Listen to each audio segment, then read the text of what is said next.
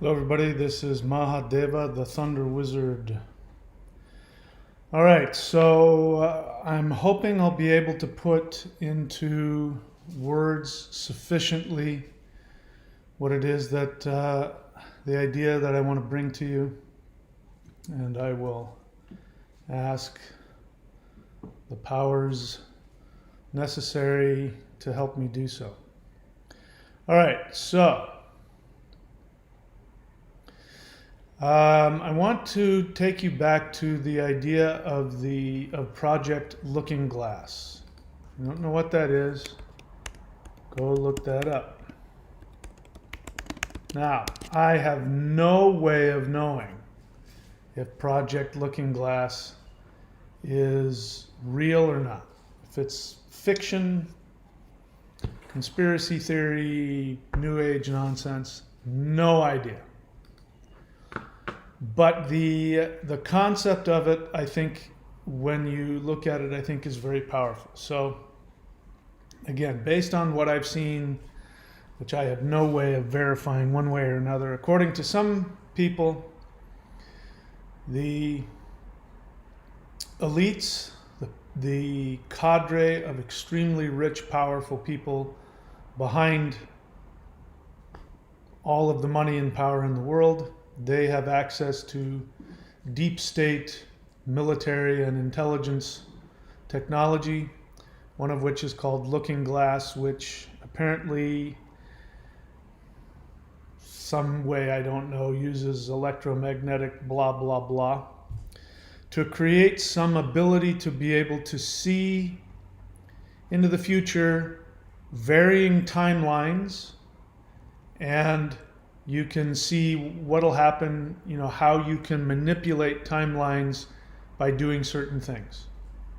And so the idea is that these extremely rich, powerful people who are in control of the world, behind the scenes, who run all of the deep state scenarios in every country, they have been using this technology, and they introduce catastrophes. They introduce it's always some kind of destructive catastrophe that completely lurches the timeline into another direction. And what I'm finding is that when I sat back and meditated on this idea and I thought about it, I saw that Rahu and Ketu, the shadow planets, the planets of karma and destiny, these planets, there are certain transitions that happen every 18 years that opens up a portal so that human beings' psyches are most vulnerable to control, manipulation, programming, and deception. And when you introduce an artificial catastrophe, I mean, the catastrophe is real, but it's artificially created by people behind the scenes. It stimulates the fear and the inability to reconcile one's own personal fears with objective reality. It's at its peak during these times. And the catastrophes then make human beings on the collective unconscious level, human beings become the most easily manipulated. And so you will see that you will have a combination of financial as well as some kind of external catastrophe as combined with a political catastrophe, which, when you manipulate this all at the right time during these transits of the nodes, you can shift the timeline. And each time you shift the timeline, what the elites want is they want to create Ragnarok, the apocalypse, Armageddon, use whatever words you want. They believe that it is this final apocalypse that allows them to finally take complete control. So they've been using this technology apparently since the beginning of civilization, way back, all the way back to the Sumerians. Again, I have no idea if this is true or not. I find the concept very empowering when you think about that we're really all programmed to respond the way that we are. And the more that I look into what is going on now, which I talk about on my other channel, which you should go to these channels. Let me give you the links to those. I'm using a couple of different alternative platforms. One is BitChute, and I do that because the technology seems to work better. I'm using also Odyssey, which I like because it mirrors this channel. So in case this channel gets shut down, all the stuff I've said will still be there. So there's that BitChute channel, which you can go check out, and then I have an Odyssey channel as well. But it's very hinky. That one is very, sometimes it works and sometimes it doesn't.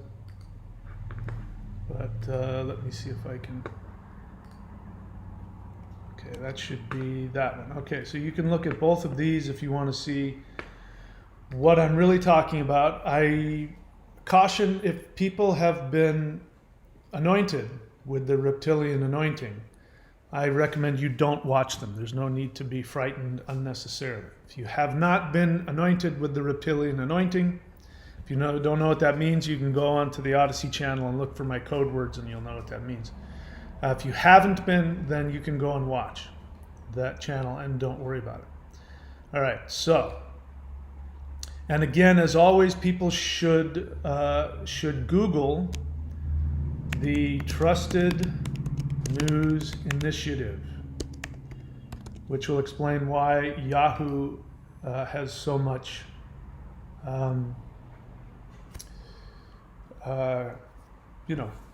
they're blocking, they're what's the word? Blocking people from seeing talking about certain subjects. They're censoring. I don't know why I couldn't think of that word. All right, so let's get back to the topic here. So we're talking about the looking glass, and we're talking about how the elites are using some kind of technology that allows them to peer into the future and see what happens when you tweak with certain large-scale world events, how you can tweak the timeline. What I've noticed is that these are always done during the transits of Rahu and Ketu, the north node and the south node of the moon.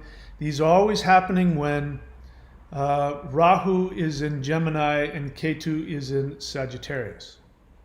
This is, as it turns out, this was when I was born. So every 18 years, we get to what's called a nodal return for my chart. Whenever we get to a nodal return for my chart, somewhere around there's some people who are running everything that literally fund the money for every single country. They have banks in every single country.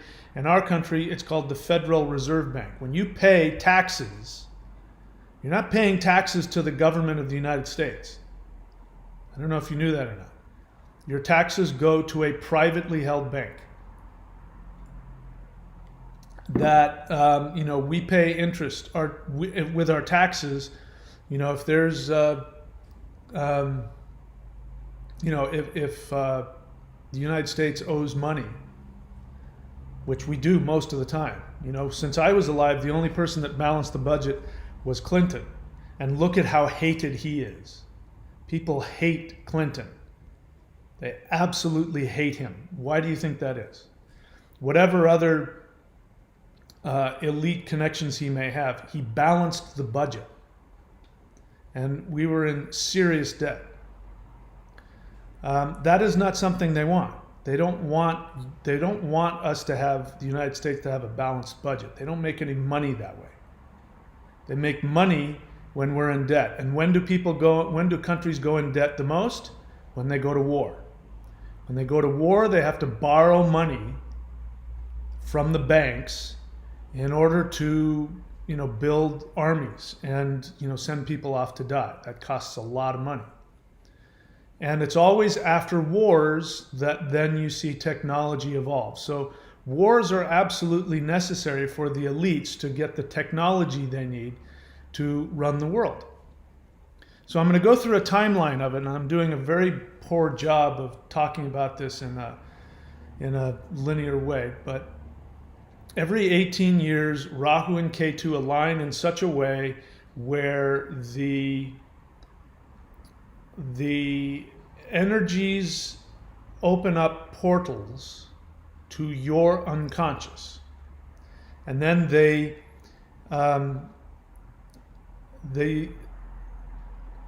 artificially create some kind of world-changing, usually a world-changing catastrophe that involves politics, money, some kind of natural disaster or unnatural disaster like what's happening now.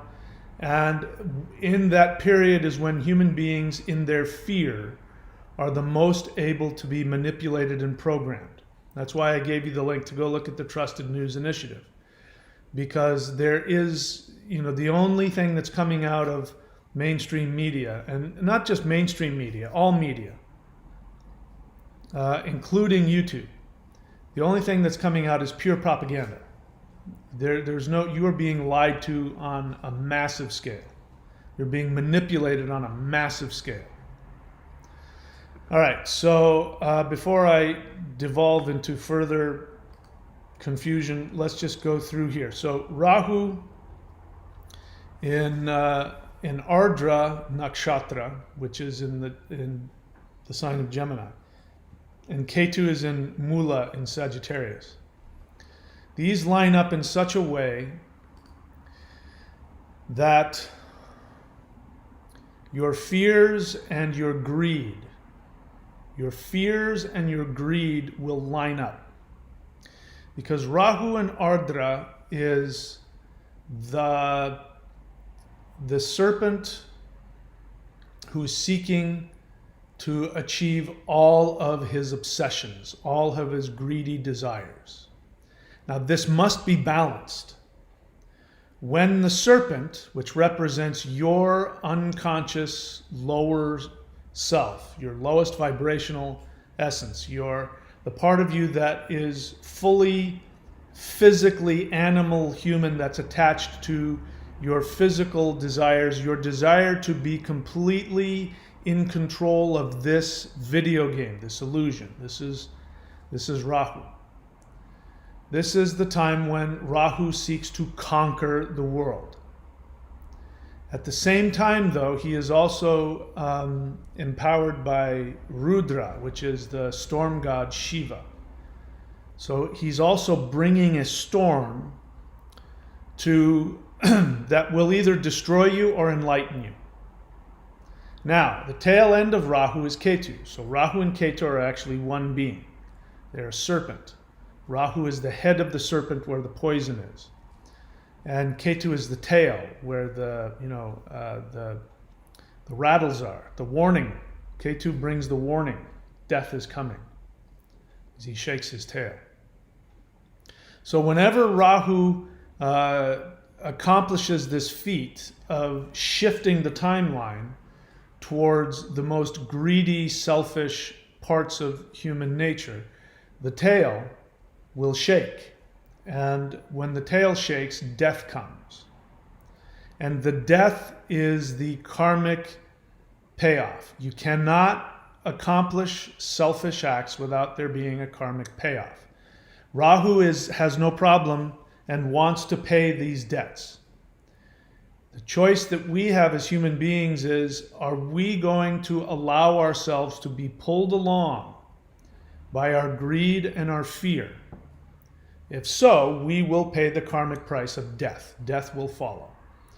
Death is liberation from this world. And so when people talk about wanting to escape the matrix, they don't really know what they're asking. When I want to escape this matrix, you have no idea what you're asking for. when you want to escape the matrix without having achieved awareness and mastering it, which is your destiny as a son of Odin, a son or a daughter of Odin, your destiny is to awaken when these pressures are put upon your consciousness. And you have a choice to either knuckle under and respond from fear, which then empowers the timeline shift, or you have an opportunity to die to your world. So the death will come. It will either be a very traumatic, internal spiritual experience, or it will be a physical experience where you will physically and or psychologically pay the price of death.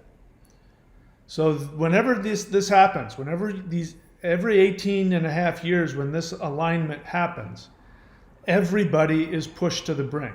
So let me walk you through the events. The most recent one was in 2020 during the pandemic. I won't talk any more about that because the Trusted News Initiative won't allow me to do so. But that, as you know, is completely driven on fear. And in fact, the entire world, but most importantly, the United States, public policy that has been mandated by the government, executive order. I mean, there's been no vote on it. I didn't vote on it. You didn't vote on it. Congress didn't debate it. It wasn't brought before judges. There was executive orders that were created which took away freedoms on massive scales. And that can only happen when people are afraid. Because the truth of the matter is that the powers that be have violated the laws of the Constitution. And if enough people simply said, hang on, the Constitution says this and you just said that, if enough people did that, it would fail. But because people are afraid, then they just allow it to happen. And in fact, they side with it. The mob sides with the powers that be and lets this crime against the Constitution. They allow it to happen. And they do it thinking they're doing it for the greater good of all. This is a perfect example. So go Google Trusted News Initiative to understand how that works, at least on the media side of it. So that's what's happening now. We're in it. You can attest that fear is the driving force for everything that is happening right now. If we go back 18 and a half years, we have 9/11. 9/11, again, what was the result of that? Up until 9/11, I was, if you're young, you won't remember because either you weren't born or you were just a little kid.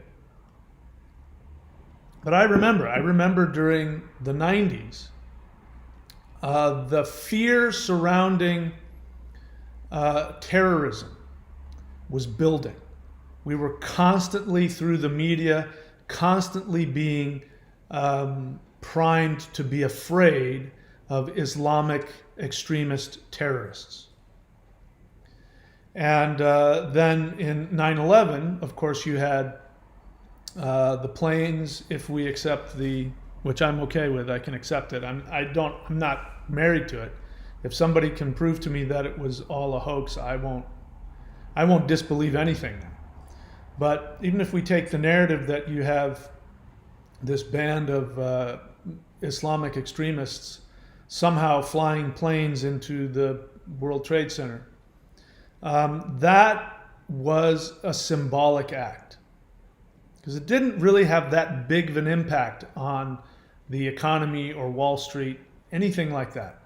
It really didn't. I mean, it was a big deal. A bunch of people died, but it was the symbolic gesture. The two tallest buildings in New York City, and they were, they were the symbol of the controlling power of the economy of the world.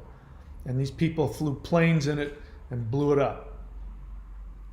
And I was there. I remember what happened. What happened right after that was there was this incredible rage and anger among the United States people. And normally people who were very peace-loving people were saying we should go bomb all the Islamic, we should just wipe out every single Islamic country in the world. Let's nuke them all. Even when I remember going, do you realize that there's so many different kinds of Muslims in the world? Do you realize that they live in completely different parts of the world, that they're at war with each other, that they have totally different belief systems? Nobody cared. So I don't care. Wipe them all out. They're the threat. It's about religion. It's a fight about religion, and we need to get rid of them. And so we had Bush come in, and Cheney, who was really the mastermind of it. Bush and Cheney went in, and they went to war in Afghanistan with the purpose of tracking down bin Laden and getting rid of him, which for some reason they couldn't do. And it wasn't until Obama showed up that they actually supposedly got rid of the guy. You know, give me a break. Just give me a break. Come on. You telling me they couldn't have found him? And then, but what that was really just an excuse to create the Iraq War, which was an attempt to simply get a hold of the oil reserves of the entire world. That's all that was about, and that failed. And it was based on fear. And if the public had not been so afraid, none of that would happen. In fact, I was there, I remember. And what was going on back then is that people, countries that were labeled as part of the axis of evil,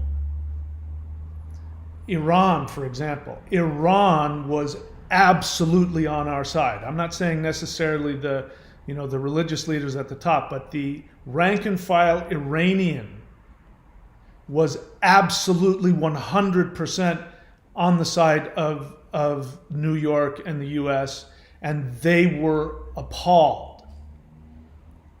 And instead of us doing what we could have done, and I remember, had the United States not made it a military exercise, if the United States had used that crisis as a way to actually get together with Russia, the Middle Eastern countries and Europe, and sit down, it would have completely shifted the world.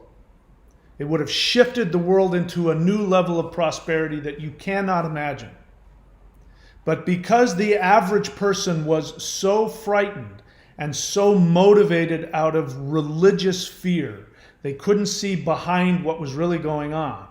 They couldn't see the obviousness that this was a setup, that these people were MK Ultra'd into it, and that, as you know, bin Laden had strong ties to the U.S. military, to the CIA. I mean, that's plain.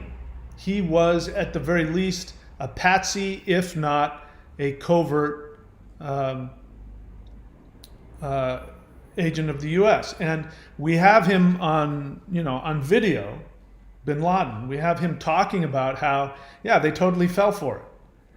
My goal was to get them to declare war against all of Islam, and when the United States declares war on all the Islamic countries, we can take them down. He was saying it had nothing to do with anything other than he wanted to see the United States come down, and he wanted them to go to war. The whole point of 9/11 in the mind of bin Laden was to provoke the United States to go to war against the Middle East. And if we hadn't responded the way that we did, if we had responded in a diplomatic way, it would have completely changed the world. But that's why this has been timed. So what I'm saying, if you back up, here you have the elites who are watching how to manipulate politics, how to manipulate countries, how to and what catastrophe can they engineer so that the average person will be thrown into their fear-based dualistic mindset and where you're in the fight or flight and it's me or them, your instinct is to find out who the enemy is and destroy the enemy. You rally around your own people and go against the other people. And so when Rahu and Ketu align in this way, you can manipulate these events. And I'm saying that these events, were manipulated, decades in advance. And what you'll see is that there's about, if you go, I haven't verified this, but at least in today's issue, the things that are happening today, you can find internal documents of the reptilian horde. The internal documents of the reptilian horde say that they have patented certain compounds that are now being given out to the whole world, mandated on the whole world. But you go back 20 years and they were researching and patenting. So what is happening now in 2020, 2021, that was in the works 20 years ago. They knew when to accomplish it. They had everything set up so that they could artificially create the crisis that is going on now. Same thing with 9/11. Because you look at, what's going on now has to do with the reptilian anointing and everything associating with Rahu. Rahu represents the big V, if you know what I'm talking about. He represents physical illnesses, those that start with the letter V. And so 20 years ago, they were working to get that aspect of Rahu brought on the world. But what you also find is oil.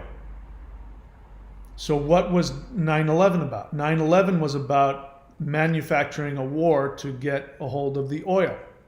Because at that time, the elites were thinking if we have control of oil, we can rule the world. They're not thinking like that as much anymore. In fact, now through the World Economic Forum, they're talking about getting rid of oil. Because how they run the world now is through technology. Google, Facebook, YouTube. I mean, every time you get on a computer, nobody can function, myself included. Nobody can function without an iPhone, without,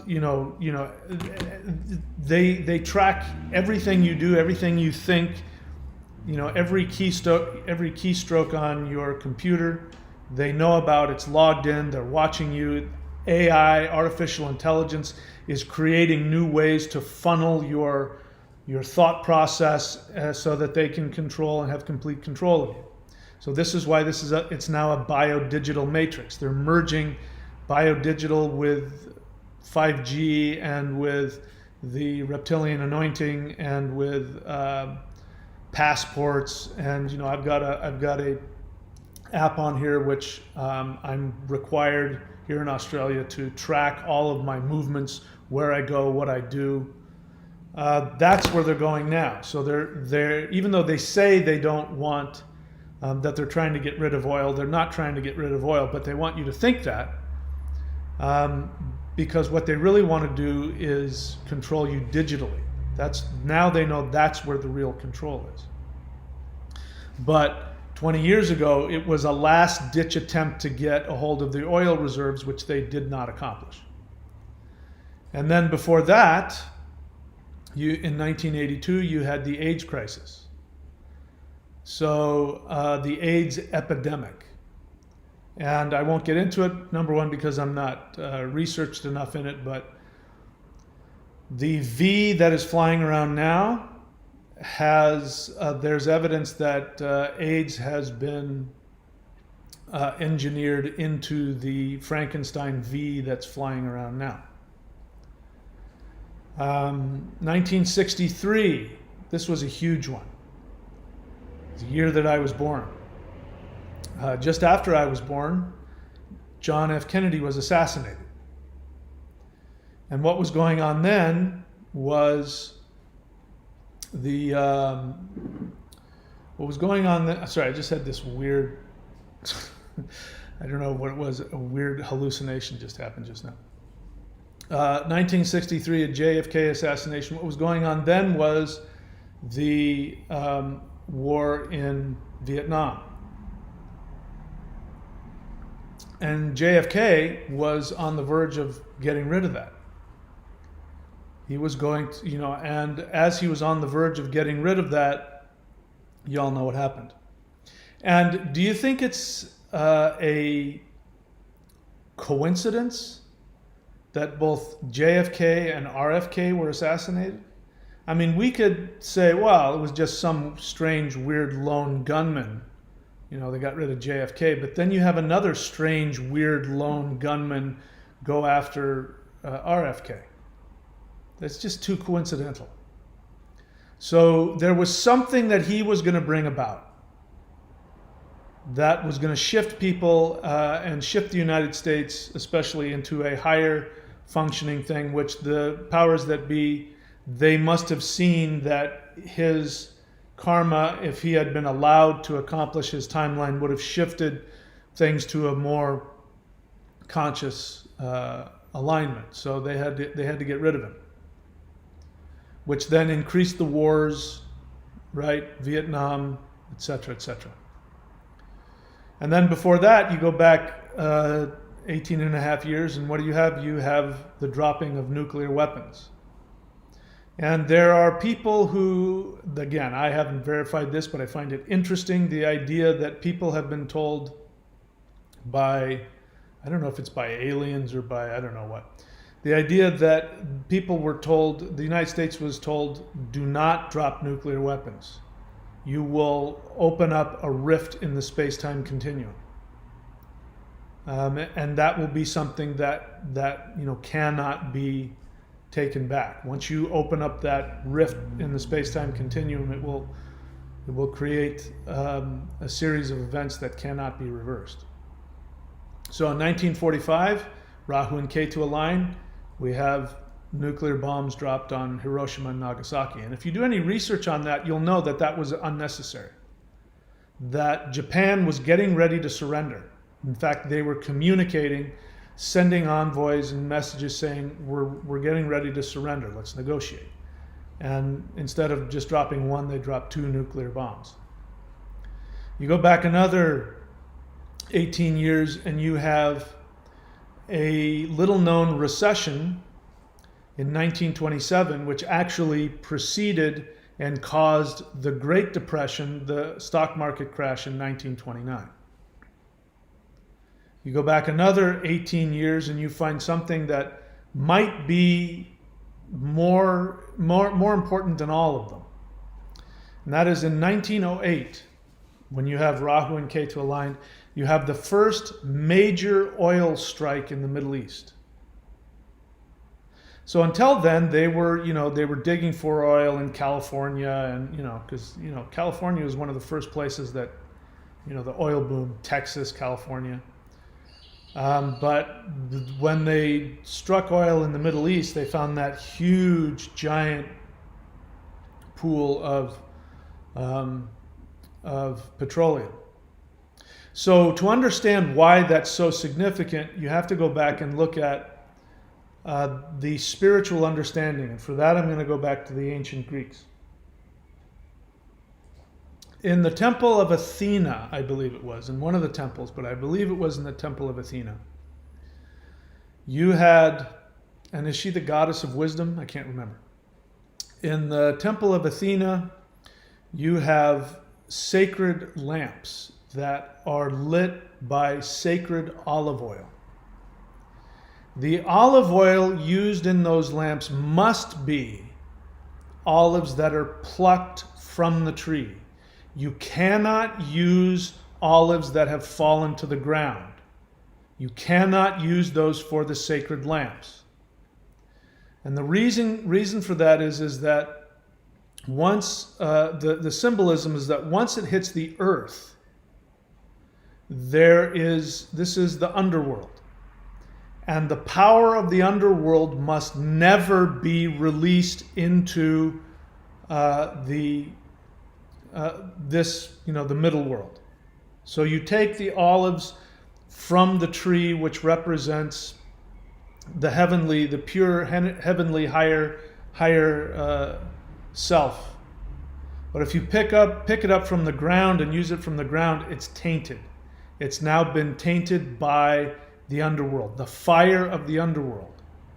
And the understanding was that if you light the fires of the underworld, you release the force of entropy, and you cannot put it back. It creates the end of the world.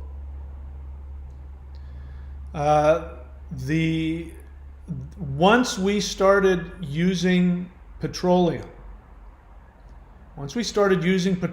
to power everything and put it into the atmosphere, and again, it's amazing to me the level of denial. I mean, why people deny that the obvious, that we live in a closed system.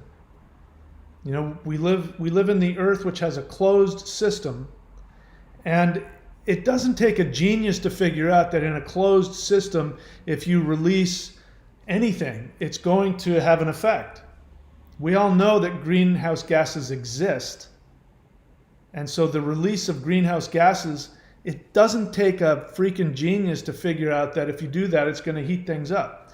Why people are it boggles my mind.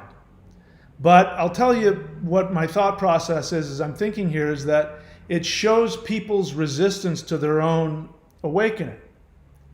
Because you have two choices. You can either follow your unconscious lower self, which is about Rahu, which is about greed, which is based on fear, which is belief in this limited world and a disconnection from the spiritual realm. And so the idea, and it's always boggled my mind that people, they don't have any problem with any other kind of conspiracy theory. I mean, and don't get me wrong, I got nothing against conspiracy theories, because conspiracies definitely exist.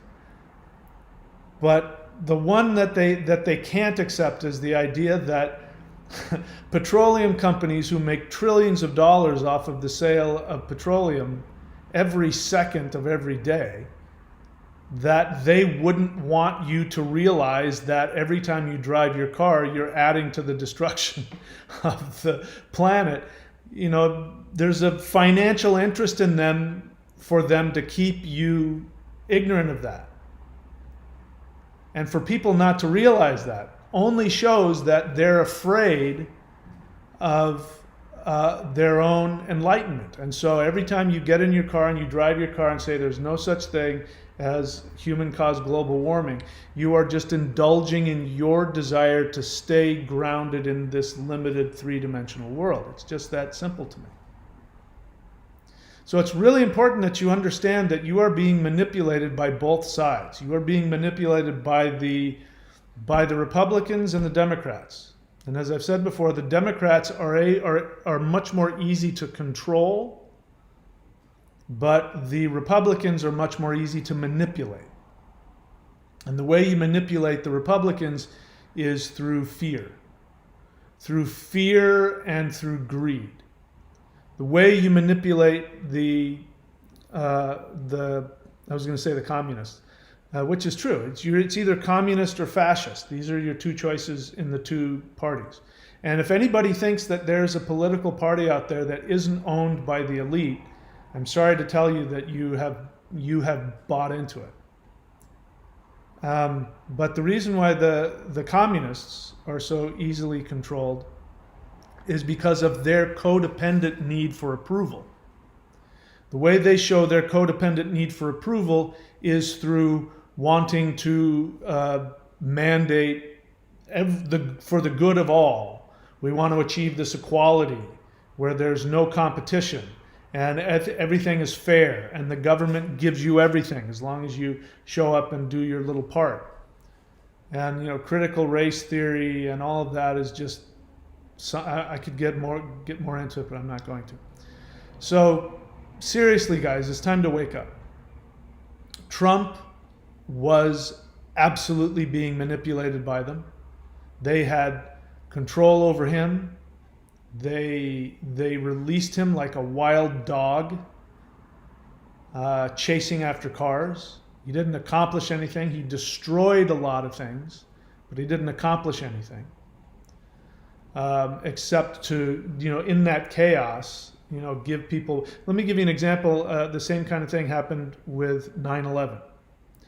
So one could potentially justify the war in Afghanistan by saying, well, we have to go in there and get bin Laden, which of course they already had him. They owned him.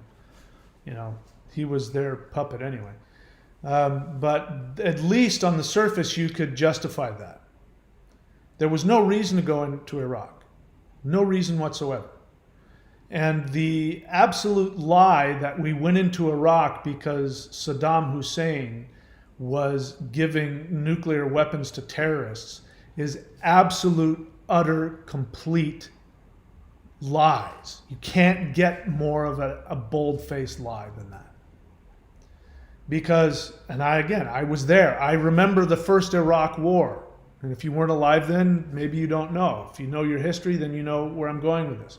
But I'm willing to bet there's people watching this that don't know what I'm about to tell you, even though it's absolute history. Again, I was there. I remember it.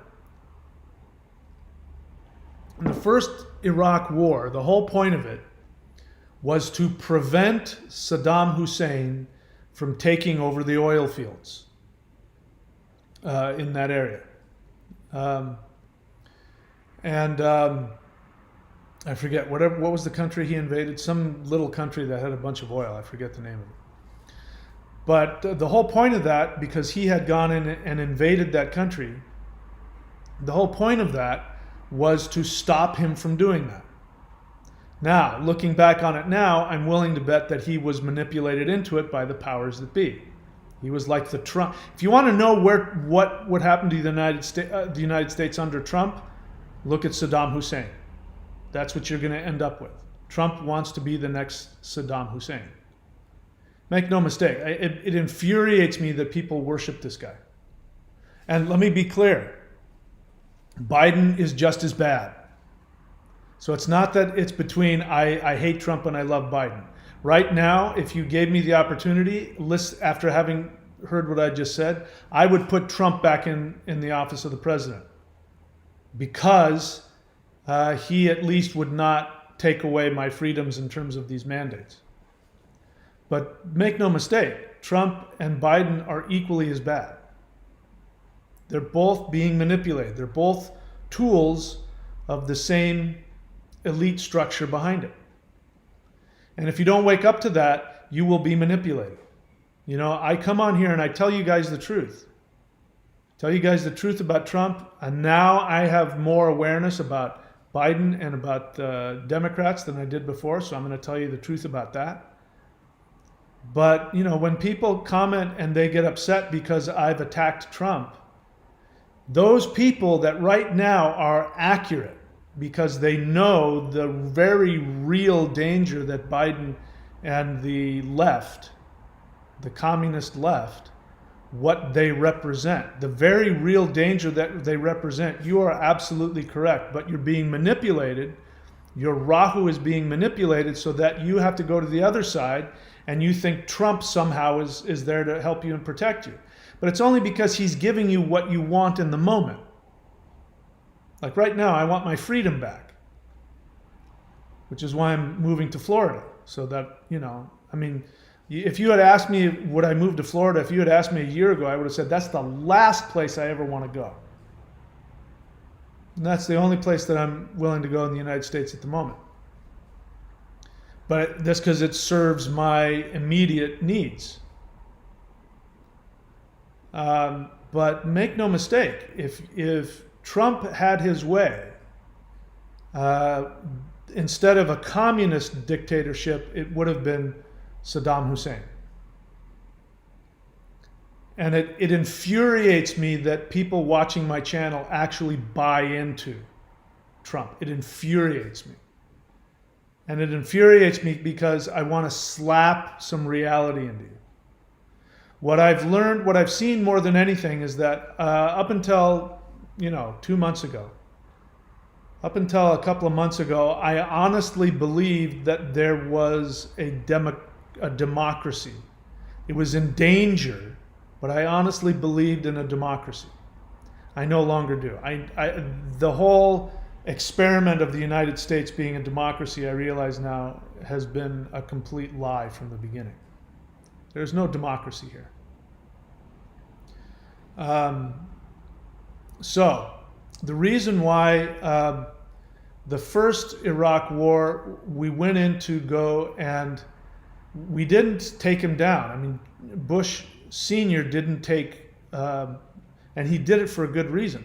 He didn't take Saddam Hussein down. He conquered him. He beat him. The United States beat him and pushed him back into Iraq and then walled him off from the rest of the world. And if you don't remember, we spent months, if not years, I can't remember how long it was. It had to have been years where we kept Saddam Hussein in his own country.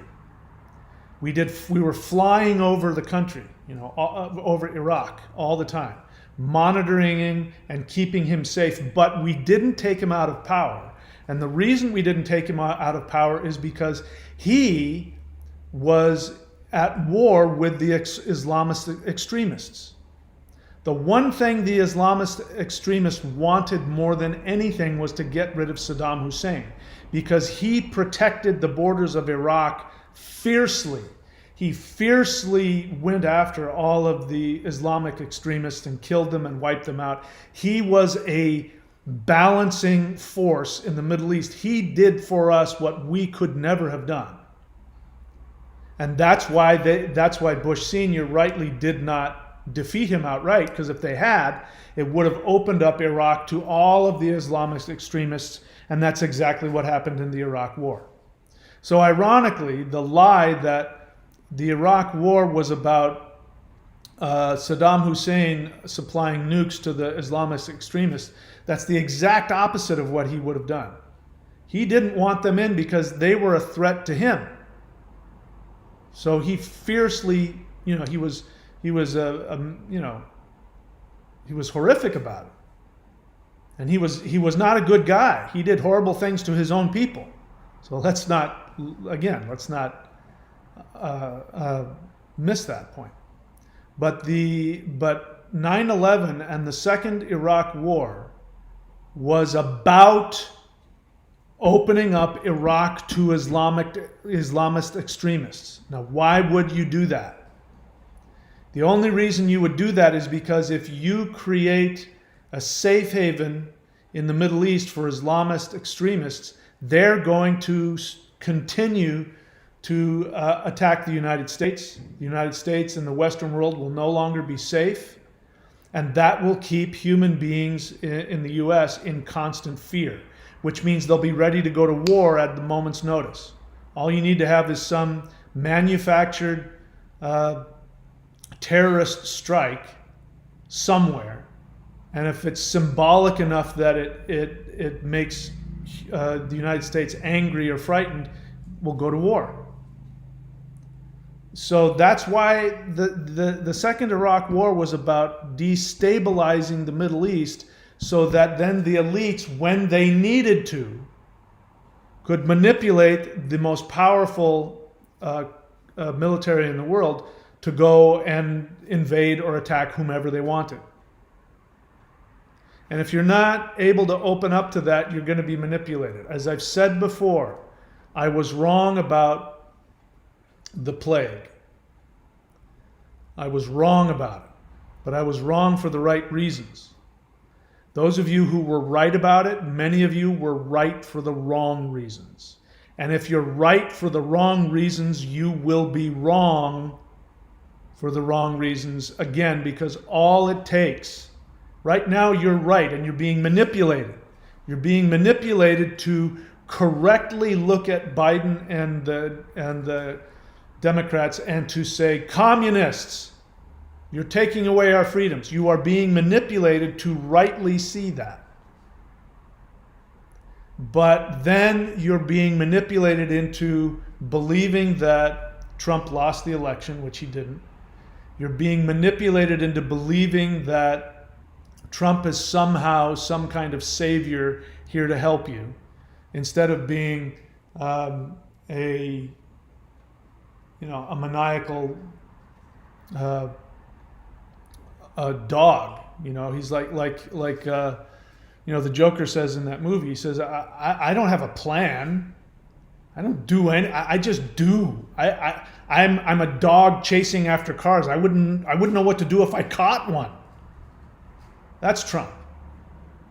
So you can direct that rabid dog in something that serves you, which is what you want, but you have to convince yourself that he's actually this noble creature. He's not. He's a rabid dog, and he's on a tight leash.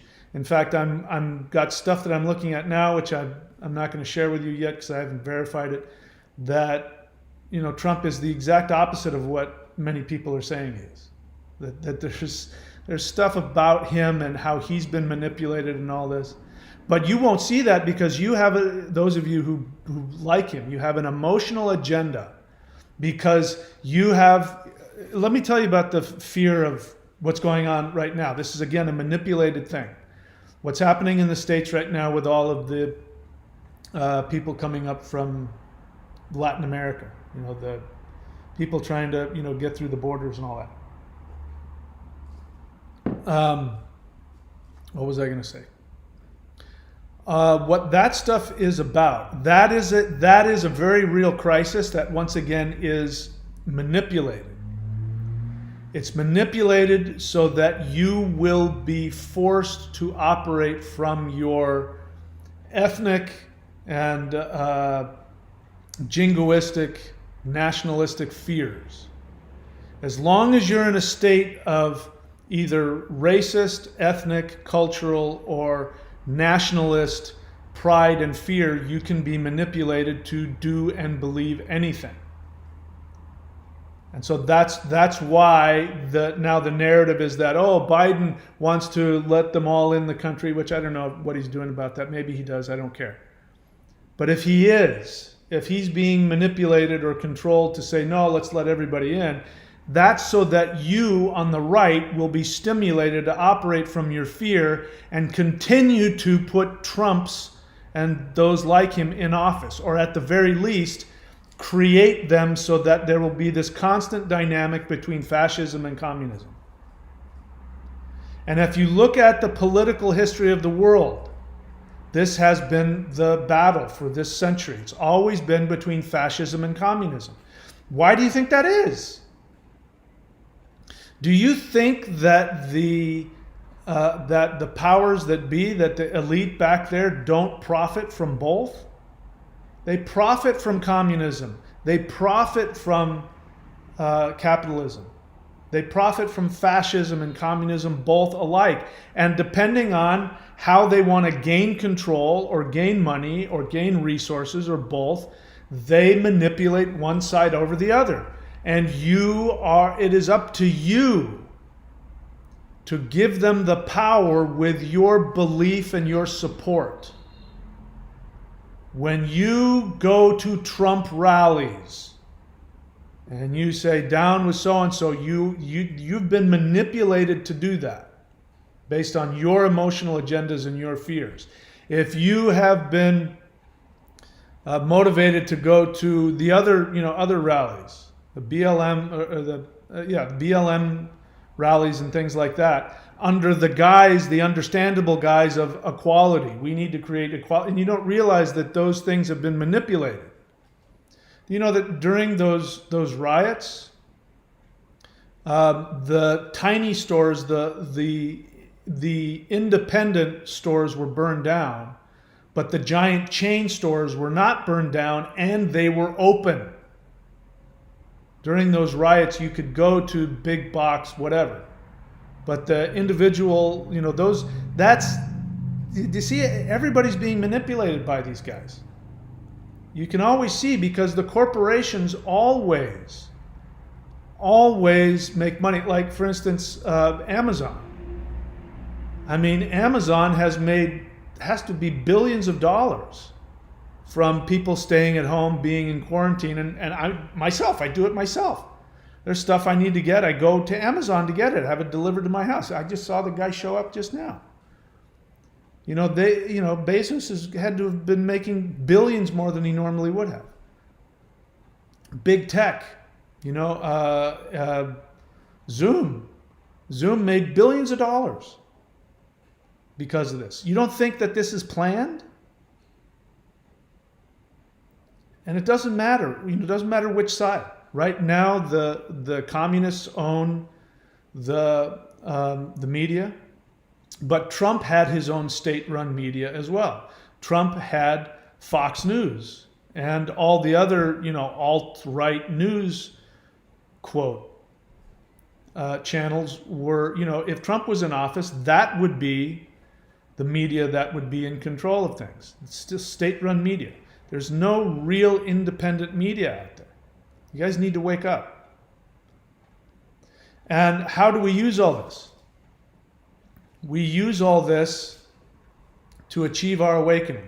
So each one of these events, the first major oil strike in the Middle East, what ended up happening is that the powers that be, which back then were all oil companies, and the banks that financed them, they had that big strike which released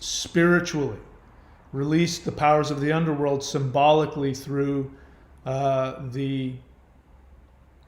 with oil. And every time you drive your car, you're continuing that, because that's where that oil comes from. The majority of it comes from the Middle East. And every time you drive your car, you're releasing that unconscious negativity, and you're empowering your own unconscious negativity every time you drive a car. Every time you buy into the idea that global warming is a hoax, you feed them. You feed that negativity.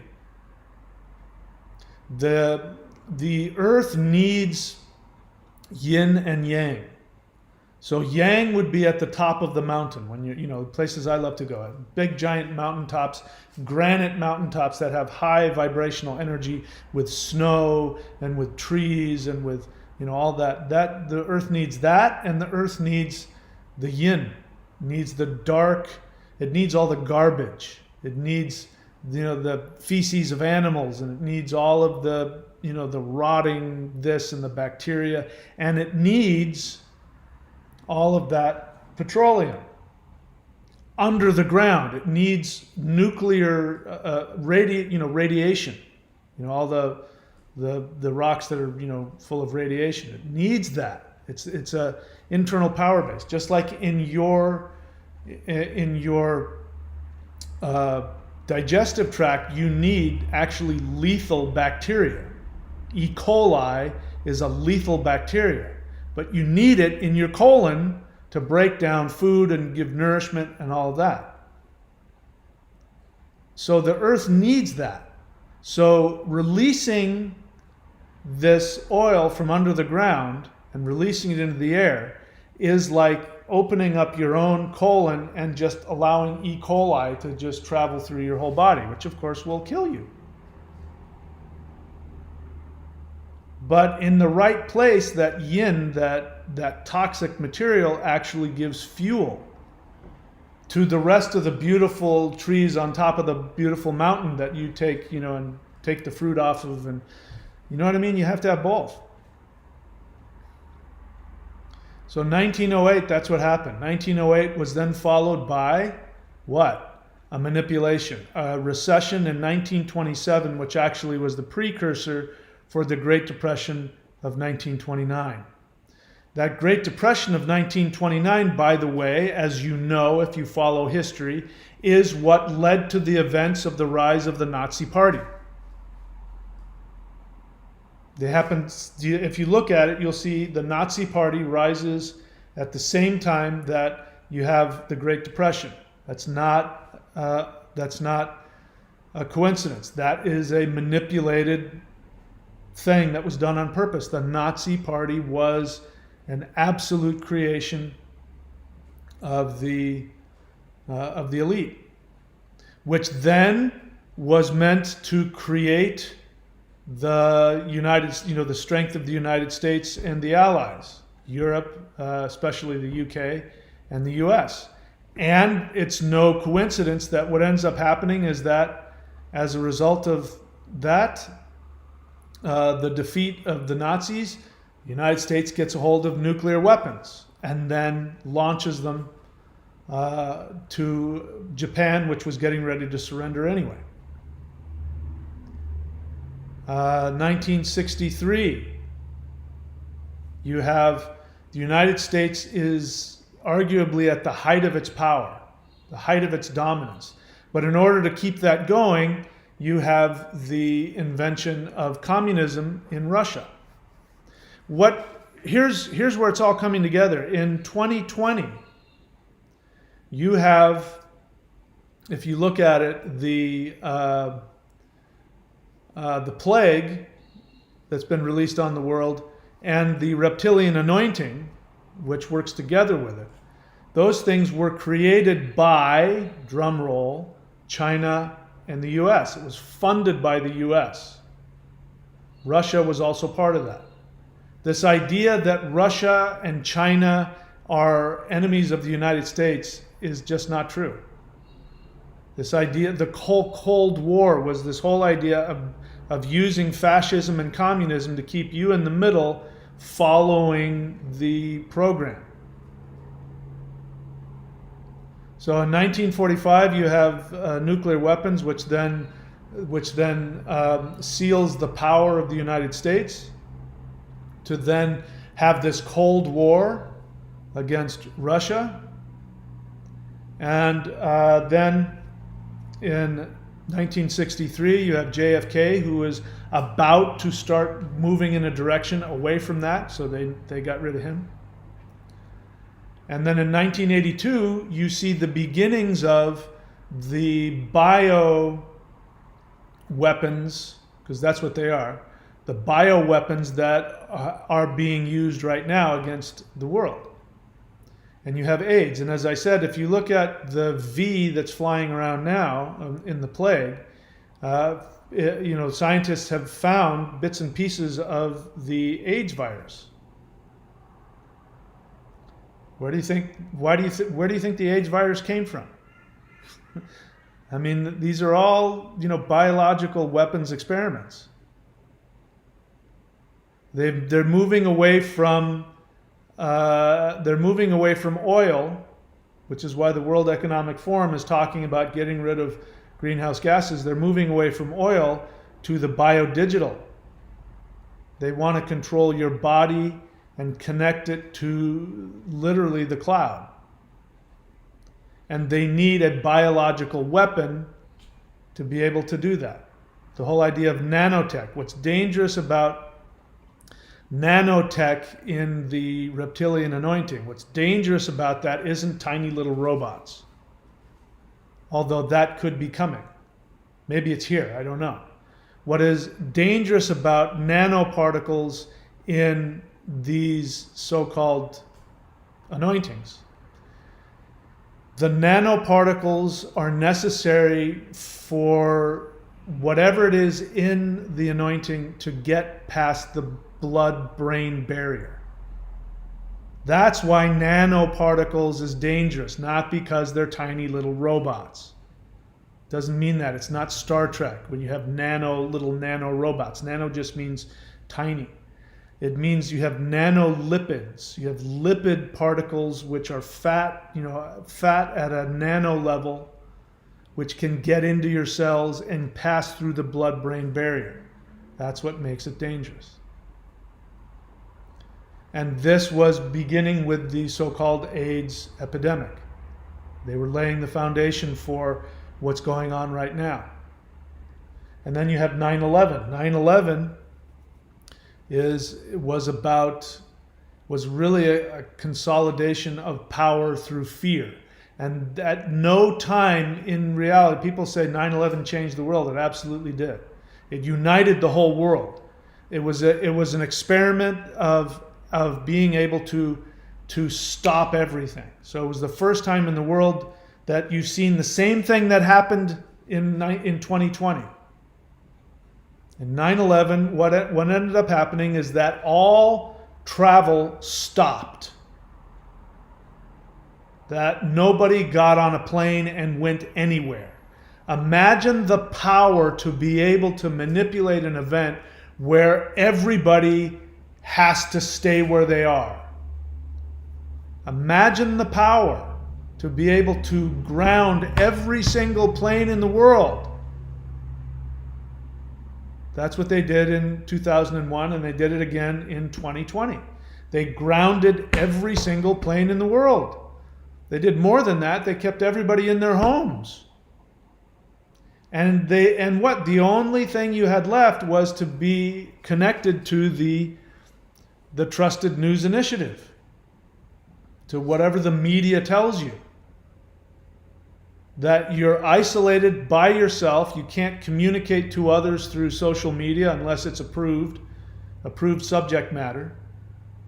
And you are forced to get all of your information from the Trusted News Initiative. That's just an upgrade to 9/11. 9/11, back then they didn't have the internet wasn't what it is today. Do you see how this all connects together? And all of these things are military technology. Cell phones, the internet. It's all military technology. And now we're moving to what happened now when, just recently, when Rahu and Ketu lined up. It created an event where they could control multiple things. They locked everything down, literally, no travel. And now they want to continue that with all these different passports and mandates where you have to show who you are to be able to get into certain places, and you can't do this without that. And unless you're part of the reptilian collective, you can't do this and you can't go there. You can see that 2001 and 2020 had the same effect on the world. This is just an upgrade to that. Are you seeing the connection? So your job is to wake up, do not be manipulated by your emotional agendas. Do not be manipulated either into wanting to placate the powers that be by seeking false equality, because life isn't meant to be that way. Life is meant to be competition. Life is meant to be survival of the fittest. Life is meant to be you going out and accomplishing your dreams. You're meant to provide a better service than the next guy so that he will then up his game and then life evolves. We're not meant for everything to be the same and everybody have the same cubicle and there's no individuality and there's nothing bad, nothing good. Everybody wins a prize. It's not meant to be like that. It's also not meant to be the fascists, where all of the oligarchs have all the money and monopolize everything, and they squash the little guy who's trying to make his way up the ladder. You're not supposed to have that either. You're supposed to have the Aquarian ideal where everybody is unique, everybody is individuated, and we work together. And by me empowering myself, I help you empower yourself, and you provide this and I provide that. But we still have the competition that pushes us all to our highest level. But we still don't leave out anybody. That's the goal that we're trying to get at. That's the age of Aquarius, which is supposedly going to take out this nonsense. So before I open it up to questions, the main thing you need to do is to hold on to your individuality and do not give up your voice. This is the time, the age of Aquarius is when the masses rise up. The masses rise up. There isn't a savior. There isn't a Superman who comes and does it for you. There isn't a George Washington, a symbol of George Washington, the father of democracy. There isn't that. It's the masses rise up. And the masses refuse to comply. And when enough people refuse to comply, the power that the elite has will crumble. But as long as you operate from fear,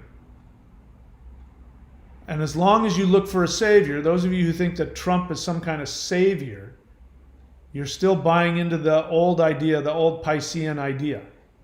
Those of you who buy into the other side of it, you're buying into the old Piscean idea. The Aquarian idea is that we are individuals, we are individuated. We don't align ourselves with any big movement of anything. We align ourselves to our soul, our individual soul, and when we do that, we by definition are aligned with everybody else. When I do what is best for me, because I'm connected to the quantum field, when I operate from my highest awareness, other people by definition will be stimulated to have the choice to operate from their highest. When I operate from fear and I either knuckle under and I become part of the Borg and I want everybody to be the same and I want to mandate this and mandate that and force you to do this out of my fear, or when I want to be the Trumpian rebel who wants to rebel against this and buys into the jingoistic, racist, nonsensical, gun-toting craziness, then either of those extremes keeps the elite in power. And they're going to wait for another 20 years. In another 20 years, these nodes will line up again. And either we will take that opportunity when the veil between the physical and the spiritual is at its thinnest. If we have risen to our awareness, that time will be used to who knows what. Who knows what can happen. But if we continue to allow the elites to have this power, then in another 20 years, if we last that long, it could be the end. All right, so I think I've said everything I want to say. I'm happy to take questions. Questions only, please. Questions are honest feelings. Let's take a look and see now. I'll take a look and see what's going on the screen here. Olivia Rackley, honest feelings. I feel frustrated with myself because I'm having a really hard time just learning the wood set. Okay. Just keep at it. You have as much time as you want to take. You don't have to do it perfectly. Just do your best. That's all you got to do. And the energy will come. This is your lesson. Olivia, I haven't interacted with you personally, but our email. By the way, do not message me on the Odyssey. I've already asked you before. Do not message me there. I don't check that site. You have access to me through the Patreon site. You can message me there. So please, not for me. I don't care, for you, because if you message me with something important and I don't see it, you're the one that suffers. So don't message me on Odyssey. Message me on Patreon. But there's no timetable. There's nobody judging you. But my experience of you is that you just beat yourself up over everything. You're a perfectionist. Just do your best and enjoy it. It's the only thing that's about. Olivia Rackley, another question. Is it normal for it to take someone over a month to learn an element? Who cares about normal? Would that make it easier for you if I said it was normal? It's whatever it takes for you. It's okay. Take as long as you want. I don't care. I'm not judging you. You've said this over and over. You keep saying you feel like an idiot. You say that every time you message me. You realize that. So this is your thing. I don't know who did what to you. Your parents did something to you to make you judge yourself and feel like an idiot. I'm not doing that. I don't see you as an idiot. So this is your lesson, to learn to just be with yourself and stop judging yourself. And I also know that me saying that isn't going to stop you from doing that. You've been programmed to do that. You might want to look into getting some counseling. I think you might benefit from working with a psychologist. Simply about feeling so you've got so much self-criticism. Let's see. Looking for the questions. drjweird.thunderwizard.com. So he is one of my apprentices in, is it rune and astrology or just runes? In any case, you can go get a reading from him at drjweird.thunderwizard.com, which is drjwyrd.thunderwizard.com. By the way, I still have the lockdown package if anybody wants it. Lockdown.thunderwizard.com. If you want to do that, you can get that same thing. I'll give you a website, and if you pass a very simple test, I will certify you in both or either the runes and the astrology, and I'll put a website on that you can give out if you want to make a business out of that. I can't guarantee your success because that's up to you, but that's the service I provide in that. And it's cheap. I mean, basically, I maintain a website for you, and I don't charge you anything for it. That's worth what you end up paying for that package. Olivia Rackley has another question. How many hours are you supposed to watch an element set video? Again, I don't know. There's no set anything. What are you looking for? What if I say it's 5 hours, it's 2 hours, it's 30 minutes? It's whatever you need to do, Olivia. Just do your best. You don't want to learn it wrong? Well, you're going to learn it wrong. That's the whole point of learning. You don't learn unless you make mistakes. I don't know who put it in you that you have to be perfect all the time. The people that are the most successful in the world are people that go after things and they've made more. It was Dr. J, the famous basketball player, made more baskets than anybody, whatever. He missed more than he made. I mean, it's okay. I'm sorry you feel that way. It doesn't sound like a fun thing to do, but I mean, think about it. You're supposed to make mistakes. Again, you could really benefit from some counseling. You need to be talking these fears. I feel like an idiot. I'm not good enough. I'm going to do it wrong. You need to be talking with somebody so you can work through that and get over that. It's not enough just to message me here and then. You need some help.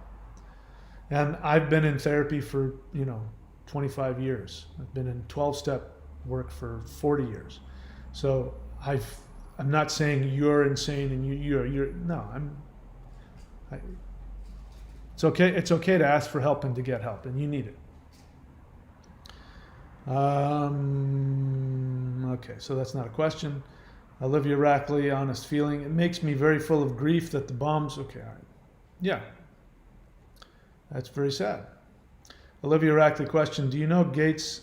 All right, so that's not a question. An honest question is when you ask me something that you think I have the answer to. Asking me if I know a fact that you know is not a question. So just to let you know. So I'm not going to answer that. Zaralath question: is there a link between these 18-year cycles and sunspot cycles? I haven't investigated that. It'd be interesting to find out if there is or not. All right, I'm not going to, that's not a question. Kuwait, thank you. That was the country. I don't know why I forgot it, getting old. Iraq invaded Kuwait. That was the whole reason for the first Iraq war, which I believe was also orchestrated. Again, it's opinions. I'm not interested in your opinions.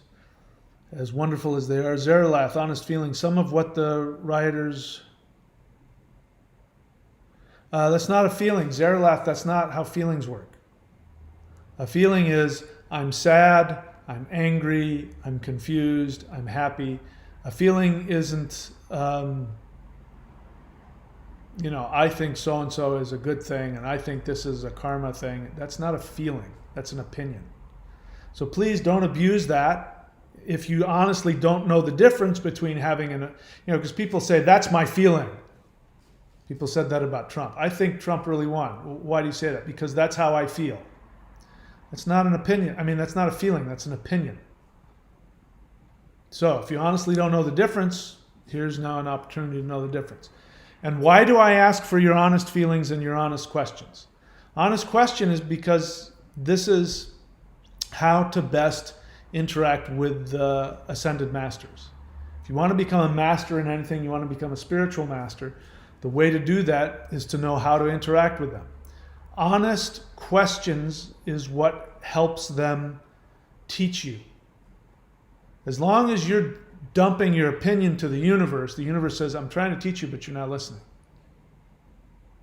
I get that all the time. By the way, before I had my most latest red pill experience, every time that I would do my practice and I would meditate and I would open myself up, I got the same message every time.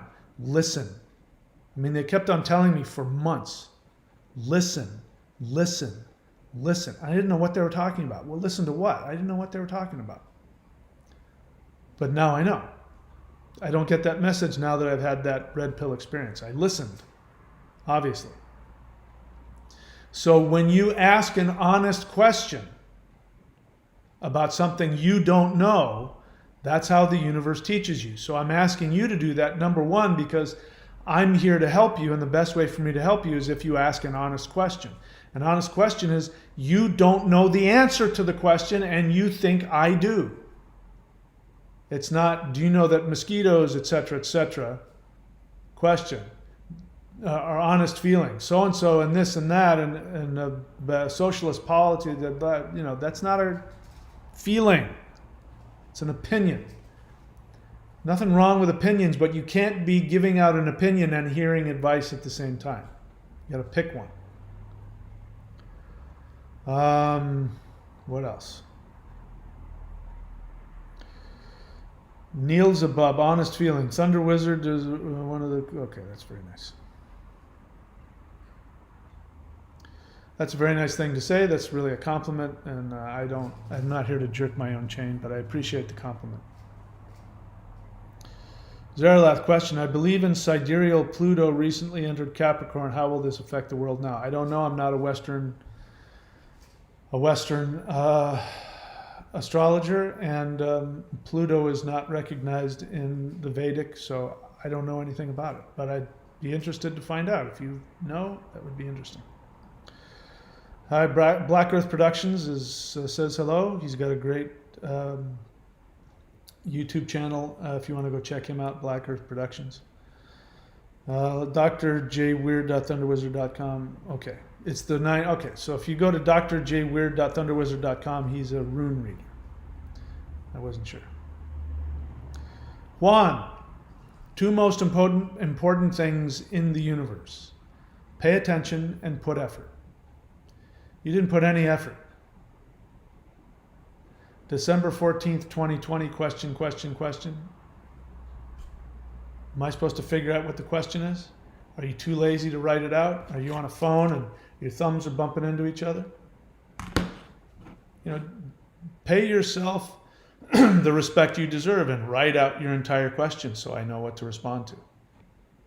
Put some effort. Don't be so lazy. That's the universe.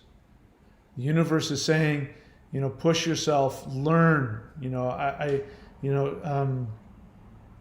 Who is it? Olivia's asking questions because she's running into some difficulty learning a very difficult new skill, which I know because I did the same thing. It was very difficult for me to learn the skill as well. It took me a lot of time. But I had to put a lot of effort into it. I had to put a lot of time and effort in order to learn it. So effort is absolutely important. And in order to learn something, you also have to listen. You have to put effort. You have to have the patience and the discipline to listen to the feedback that you're getting from the practice, from your teacher. Asking questions, put the effort in it, write the whole question out. Don't be lazy. This makes you lazy. People are lazy. That's why we have emojis, because people are too lazy to write out entire words.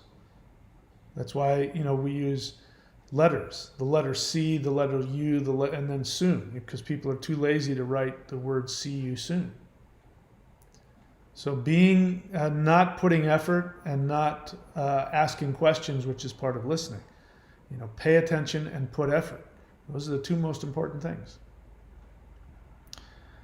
Impetus correspondent, honest feeling. I feel excited yet very frightened because, like you, I did a 9-world rune reading on the mindset of the world in regards to the thing, and and Yuhuaj in the north. So according to your reading, what's coming for us is transformation, but also conflict.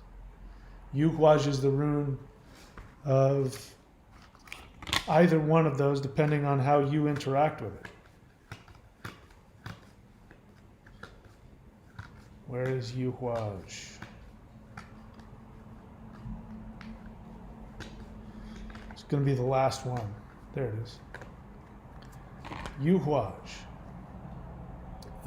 What is the Yuhuaj rune? If you look at it, this is the yew tree.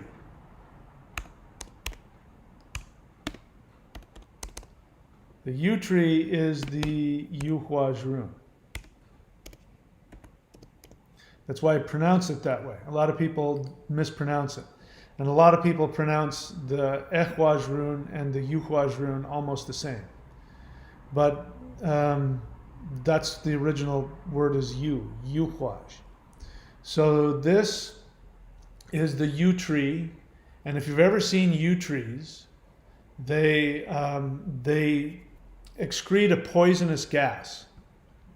And this is why shamans would sit under the yew tree and they'd go into trance and they'd have visions, because there was a poisonous gas that was released that would put them into a trance. The yew tree is also the tree of death. They live very long time. That's why they're planted in graveyards. And they, yew trees, you can climb inside of them. They're empty in the middle. They grow on the outside. They grow like this on the outside, but the inside dies, and so it creates this. You can climb inside of them. And their branches are their roots. So what this is that this is the branch that's going to go down into the ground, which will then come through the ground and sprout up another tree. So lots of times you'll see groves of yew trees that are really just one tree. And it represents the death and resurrection because their branches go into the ground, go into the underworld, and then come up somewhere else as a tree. This is the Yuhuaj. So when we go through these spiritual transformations, they're poisonous. They have conflict in them, so you're either going to be at war, there's going to be conflict. But as I said, with the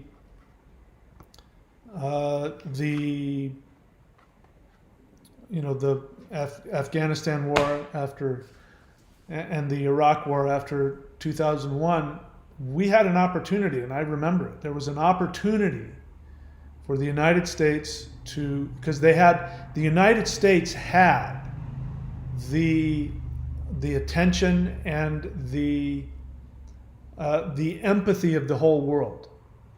Literally, I remember. The average person on the street in Iran they were so supportive of the U.S. And what do? We ended up calling them the axis of evil. It was crazy. I couldn't believe it. They had nothing to do with it, but we made them part of the axis of evil. The Middle East had so much empathy and was so embarrassed that this was, the people who did this portrayed themselves as Islamists. The Islamic world was so embarrassed and had so much remorse and regret and so much empathy for the United States. If the United States, instead of going to war, had called all of the nations together, they all would have showed up with olive branches. They all would have come to our defense and would have done whatever they could to help us. I remember because I was there. And people were so easily manipulated with just the blanket statement of Islamic extremism. And as you know, I don't like Islam, I don't like Christianity, I don't like any of the monotheist religions. But it created those old religious wounds that the elites then used to manipulate a completely unnecessary war. And let's look back. What have we accomplished? The only thing that we accomplished was we got rid of bin Laden. Big deal. Afghanistan is back in the hands of the people that we took it from 20 years ago. Iraq is now a hotbed of Islamic extremism, and we don't have the oil there. We don't have any control of the oil there. What has happened is Islamic extremism and terrorism has been on the rise ever since 9/11. We could have squashed it. I mean, all these countries would have, if we had gone and talked to, all these countries to work with them to get rid of their own Islamic extremism, everybody would have signed up. All of the people that have since signed up in 20 years to become Islamic extremists and signed up to be suicide bombers. They did that because their empathy was turned in the other direction. Their empathy was turned back on their own culture. And so they signed up to get rid of the American menace. Those same people who loved, who had their love and their belief of Islam, if we had come to them in a completely different way, those people would have signed up to be peacekeepers, to get rid of Islamic terrorists. I remember because I was there. And I watched it all happen. And nobody would listen to me. I mean, people who were my friends were foaming at the mouth. Let's just bomb all of them. Like, do you know the difference between the different sects in Islam? Do you know the difference between the guys in Iran and the guys in North Africa? Do you know the difference? Do you even know? No, they had no clue. They didn't even know where they lived. Can you tell me? Can you point to all of the countries, the different countries in the world where the Islam is practiced? They don't even know. They couldn't even tell on a map where the countries were. Let's see. All right, that's not a question. I'm not going to answer that. Let's see. Vincent.thunderwizard.com. Congratulations. Vincent.thunderwizard.com, by the way, is another one of my apprentices. He's an astrologer. So you can go to his website, vincent.thunderwizard.com. He says, I also created a new channel called the Disabled Life Coach, where he helps people. So go look for that. I haven't looked at, have I looked at it?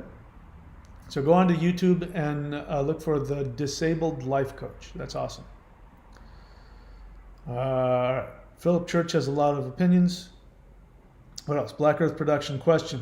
Quote, the elites are led by Loki, Rahu to force the Great Awakening. Can you go deeper into all of this context? Yes. Thank you for asking and keeping me on track.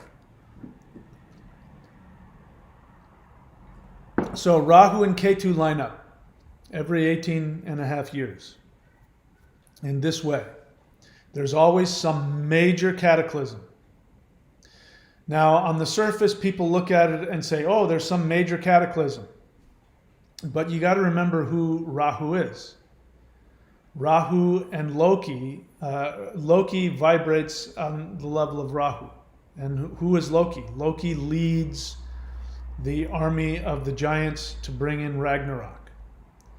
So Loki is the enemy to Odin, his blood brother. And he brings in, when we, for instance, just one of the things on the ship called Nail Ship, I think it's called. And on that ship, which is made of human nails, fingernails, the fingernails of corpses. This ship that is made of the fingernails of corpses, on that ship, Loki is at the helm, and behind him are Surt, which is the force of entropy, and all of the underworld demons, the trolls, the giants, the forces of destruction, the forces of narcissism that come to destroy the world, with Fenris, the wolf who swallows the universe. All of these forces are led across the ocean on the ship that is made of the fingernails of corpses, which represents you grabbing on by your fingernails, grasping on your obsessions, your fears, your greed, which means that's what kills you, your attachment, your unconscious emotional agendas. These are the things that kill you. These are the things that bring destruction. Loki manipulates that. So what Rahu does is, Rahu is here to reveal to you the truth behind the veil. But it only works if you are willing to die like Odin to your own emotional attachments. I recently went through a death. I had to die to the last vestiges of my belief that there was a world out there, that there was democracy, and that there was, that the people, that at least there was a possibility for people in charge being, righteous and kind-hearted and noble and all of that. That's all been shattered, and it was a death to me. I had to release my nails from that attachment. And of course, now I can see all of the people that I know that are still, when I try and tell them what's going on with the reptilian anointing, and they look at me with condescension and they roll their eyes and oh my God, he's totally drank the Kool-Aid. And they don't see themselves that they're drinking Kool-Aid every single day. And, it was a death. I had to die. And I'm still dying to it. It's still traumatic for me. I still wake up with TMJ, after 2 months. Because in the night I'm grinding my teeth because it's so much unconscious stress about it. So if you respond out of your greed, your fear, your attachments, you will create the ship that Loki brings the forces of destruction into the world. Now, Loki brings the forces of destruction into the world so that you will be forced to wake up, which is what Ragnarok represents. The battle between the gods and the giants that creates the new world.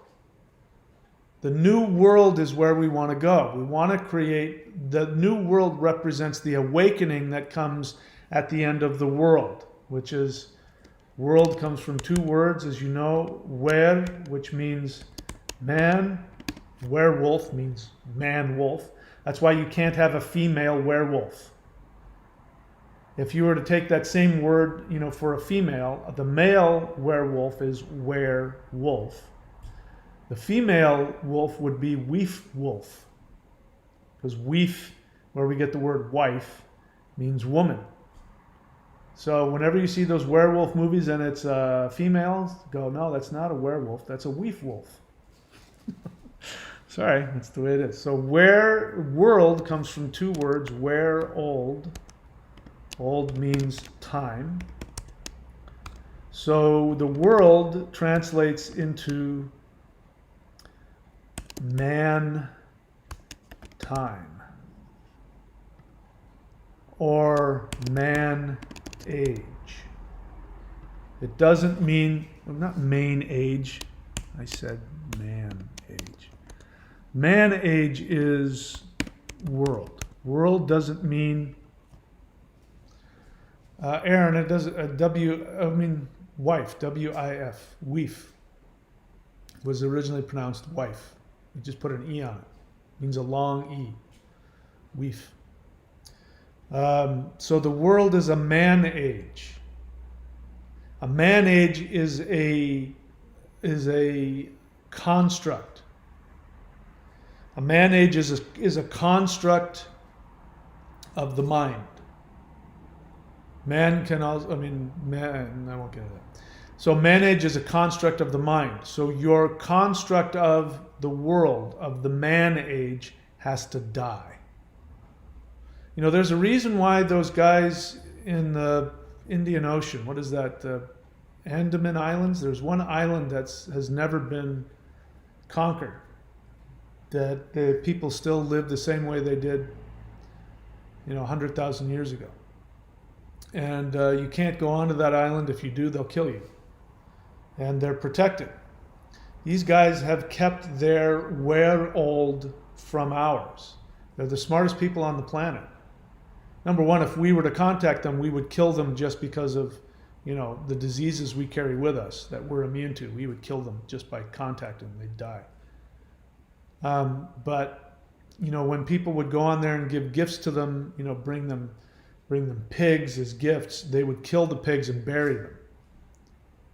And they're right to do so, because they realized, from their perspective, we're demons. And they're right to do that, because their where-old is their world is intact, and they're protecting the world that they live in from us, and they're right to do it. North Sentinel Island, thank you. All right, that's funny, Philip Church.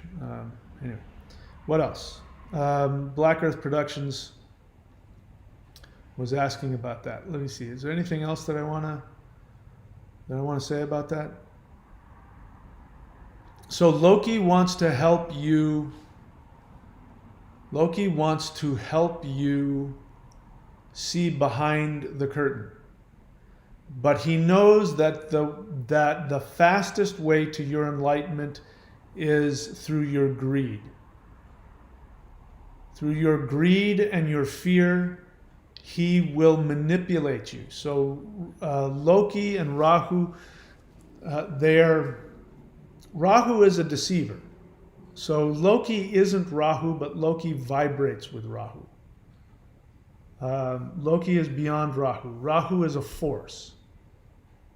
But he is also a deity in his own right. He is the snake.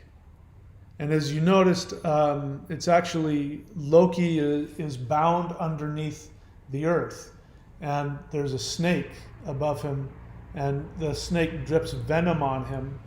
And Loki's wife has a bowl, and she's capturing the poison, because it burns him whenever it touches him. So when the bowl is filled, she has to throw out the poison, and when she does, a drop of venom from the snake hits Loki, and then you have earthquakes. And it's during these times that you have earthquakes and you have other kinds of things like that going on. But the earthquake has to happen because you have these continental plates that are pushing up against each other, and they create lots of stress. And that stress has to be released. And so whenever Loki's wife, I forget her name, has to toss the poison out of the bowl, a drop of poison hits him, and he shakes from the pain, and the whole world shakes. But that releases the pressure. So whenever we have these alignments, there's this political pressure that is Loki.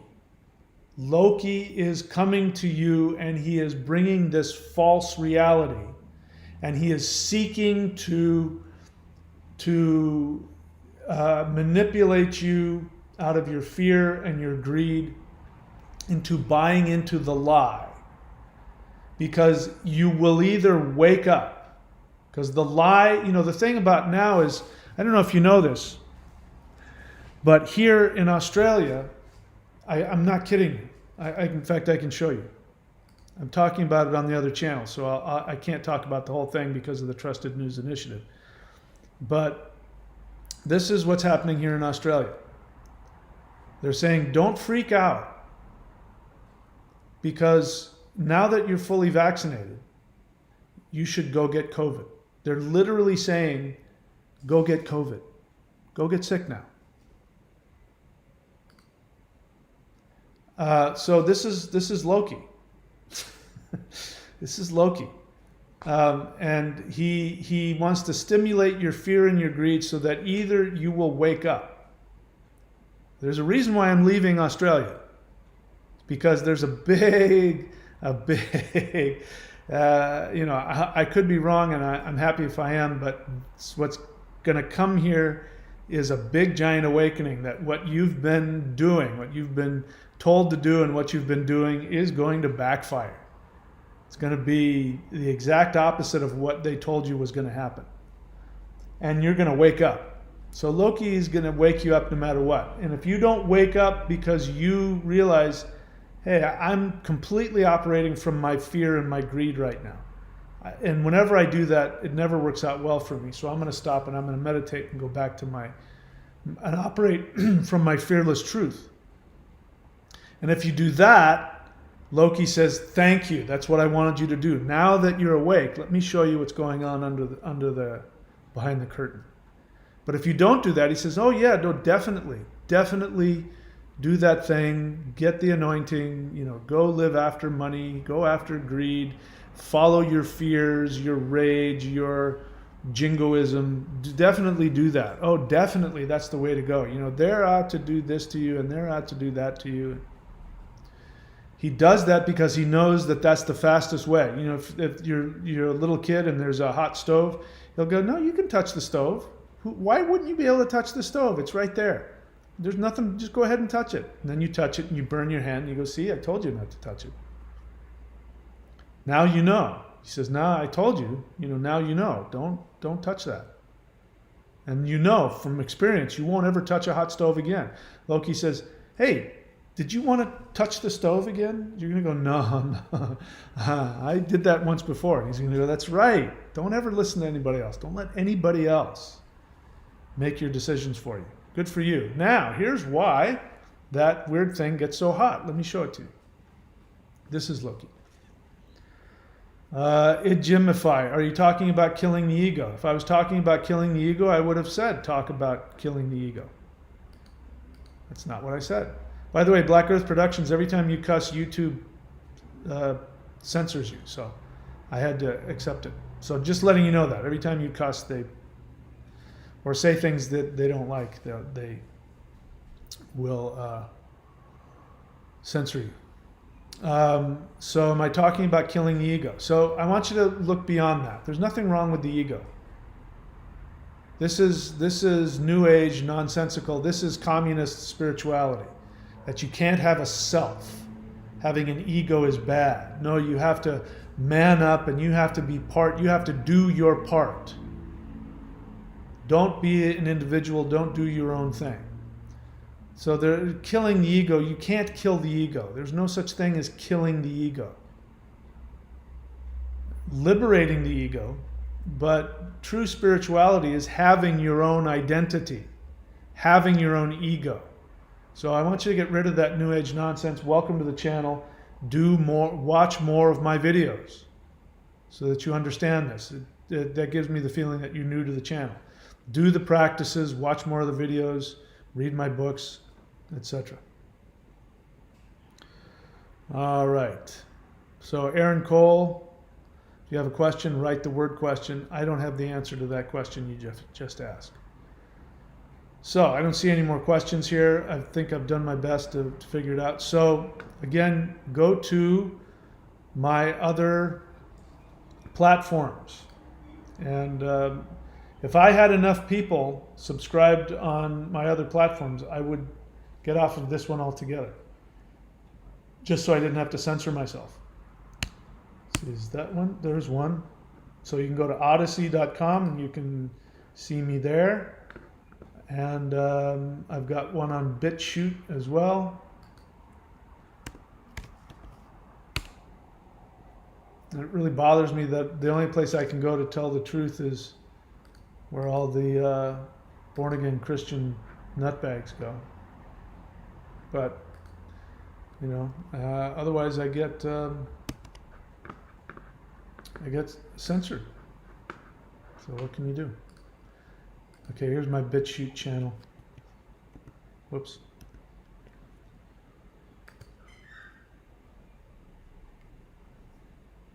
All right. That's it for me, guys. I wish you all the best. And I'll see you all when I see you. By the way, I picked this from a while, and what's interesting, this is what I put up when about the solar eclipse, before all of this stuff came to light. And look at it. It says the collision of personal truth and objective truth, the end of your world, Ketu's revenge. And I had no idea what I was talking about. No clue. And what's interesting is that's exactly what happened. As a result of that, you have the collision between personal truth and objective truth, meaning your narcissistic ego versus objective reality. And that what was happening was this collision, and that was definitely the case for me. My world has been completely destroyed.